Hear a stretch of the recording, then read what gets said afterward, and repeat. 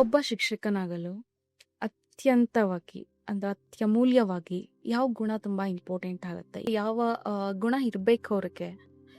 ನೀನು ಪರ್ಸನಾಲಿಟಿನ ಬೆಳೆಸ್ಕೊಂಡಿರ್ಬೇಕು. A teacher is always a learner ಅಂತ ಒಂದು ವರ್ಡಿಂಗ್ಸ್ ಇದೆ. ಟೀಚರ್ ಆದವರು ಯಾವಾಗಲೂ ಕಲಿಯೋದಕ್ಕೆ ತಯಾರಾಗಿ ಇಟ್ಕೊಂಡಿರ್ಬೇಕಾಗತ್ತೆ. ಫಾರ್ ಎಕ್ಸಾಂಪಲ್, ಈಗ ನೋಡಿದರೆ ಹಳೆ ಕಾಲದಲ್ಲಿ it was only books and the extra charts. ಈಗ ಆ ಥರ ಇಲ್ಲ. Gadgets have gone into the class rooms.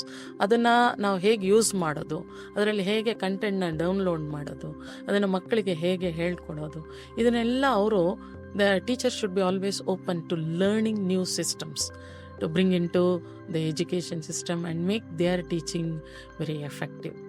ಅದು she should be a learner always. ಎರಡನೇದು, ನಾನು ಹೇಳಿದಾಗೆ ಅವರಿಗೆ ಲಾಟ್ ಆಫ್ ಪೇಷನ್ಸ್ ಇರಬೇಕು. ಒಂದೇ ರೀತಿಯಾದ ಮಕ್ಕಳು ನಮಗೆ ಸಿಗೋದಿಲ್ಲ.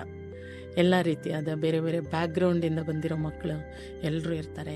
ಎಲ್ಲರನ್ನೂ ಸಮನಾಗಿ ನೋಡಿ, ಎಲ್ಲೋ ಒಂದು ಮಗುಗೆ ಆ ಟೀಚರ್ ನನಗೆ ಪಾರ್ಶಾಲಿಟಿ ಮಾಡ್ತಾರೆ ಆ ಥರ ಒಂದು ಫೀಲಿಂಗ್ ಬೆಳೆದೇ ಇರೋ ಥರ ಒಂದು ತಾಯಿಯಾಗಿದ್ದು ನೋಡ್ಕೋಬೇಕು ಅಂತ ನಾನು ಹೇಳ್ತೀನಿ.